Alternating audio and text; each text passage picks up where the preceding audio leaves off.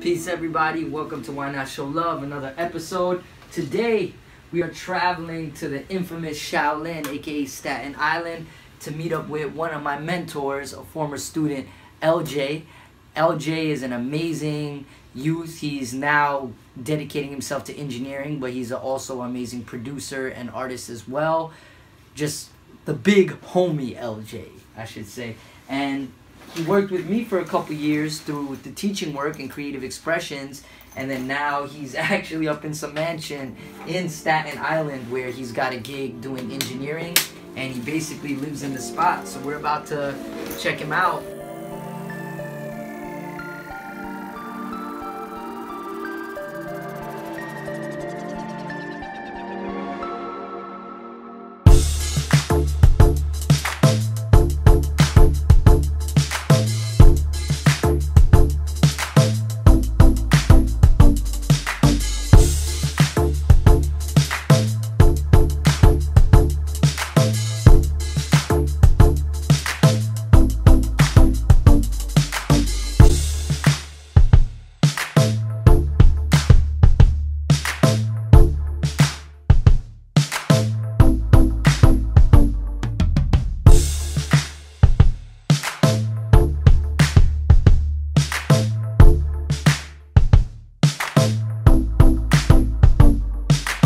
Peace. We're out here in a secret location. You know, a couple of bodies have been found in this location, but we found one of our special bodies. Allegedly. You dig? But we found a very special body in the building that's actually alive. My man LJBEATS, one of my former mentors back in the day. And now he's, you know, this is his crib. And, you know, we just want to, you know, so yeah, we were just talking about the setup, man. Like, so your journey, brother, you know, you came from, what was the original setup? The Sapphire mixer, was that your first interface? The Sapphire, yeah. 2 in, 2 out? 2 in, 2 out. What year was that? 2013, 2012? Something like that, 2012. Around 2012, and now we're here in 2017, and you know, we got a little bit more inputs than the Sapphire. You know what I mean? Things have changed, but things have stayed the same. I see for you. You know, you've been diligent on the path.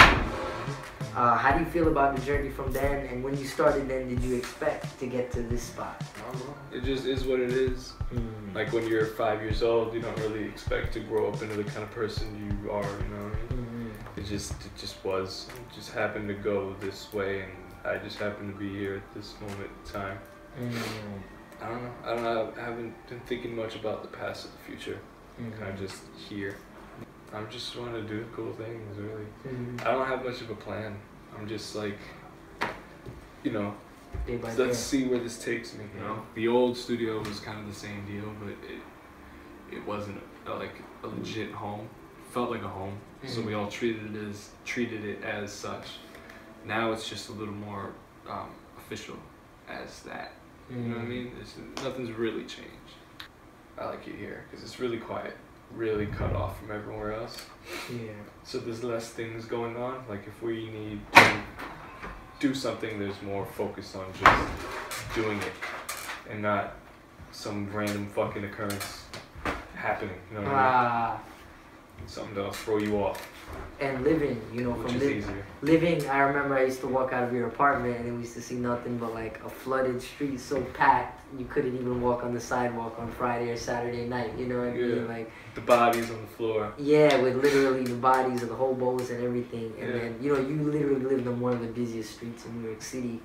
And then now, how do you feel, has that affected you in the now, just as a person? You feel like more clarity? From being in an area that's more surrounded by nature or less city-esque, do you feel like that has affected your vibe in terms of just who you are? Not really, no. I was just so used to the city stuff that it never really fazed me. Now I'm just here, and I'm just the same as I was before. Kind of, production is too much fun to not want to do that ever again, you know, and just mixing. To do the mixing stuff, you also have to understand the music and be able to do that yourself, you know? Yeah. Fall back from the tech shit and get more into like the sound of it. And it's hard to do that when you're just staring at the screen all the time, you know? Like now that I'm out here, this is like where I reside, I could learn how to play guitar, play with the piano, and fuck around with things more because I have more time here. Like if I wanted to make a beat with just live instruments, I could do that now. That's dope. It's more of an opportunity for that. Nah, I might not know what I'm doing with the instrument, but you still I do can it. still play with it until I figure it out. That was even when the space station got built. That was our purpose. That was the whole intention, to be able to create, and knowing that creating isn't just looking at a computer screen. Yes, these computer screens are tape recorders, but to get in front of a piano, to get in front of a knob, or you know, to run a mic through something that has soul and spirit. That's always been my philosophy. And the one thing I gotta say, I'm very impressed, not even impressed, but just I respect, maybe that's a better word, is that you as a young person who's in 22, you chose that path. I chose that path, and you know, I was in here doing what you were doing, sweeping, vacuuming, recording bands, and Electric Lady in Manhattan Center later on. Fuck, Electric Lady. Yeah, so I did that for a bunch of years of my life, and then I always wanted to do that. And same thing, I didn't play an instrument back then, but I was like, man, I want to see how music, because music is made by people, not by like computers or anything. So what inspired you? I love what you just said, that, you know, you feel like you can do anything now, whether it's playing an instrument or, you know, recording sounds like that. What inspired you to get out of the box? Where, you know, a lot of producers your age, or engineers even, they're just like, yo, I'm plugging it in, I'm doing everything MIDI, I'm just going to be as convenient as possible. What do you like more about the fact that you can touch the piano keys and getting into the live instruments, even though that wasn't a part of your youth? That's what I respect too about you. Well, because when you're on a computer, you only have one mouse. You know what I mean? You got two hands.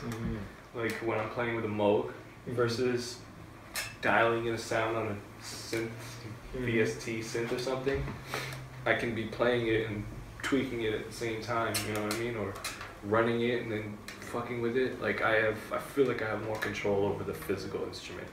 But just the computer, it's like, there is technically, I guess, a little more control over things when you're dealing with digital stuff. But the vibes and the feeling of it, and the movement of it, and like, the way you actually do it. Yeah, like I feel like I have more control, which is what's important, I think.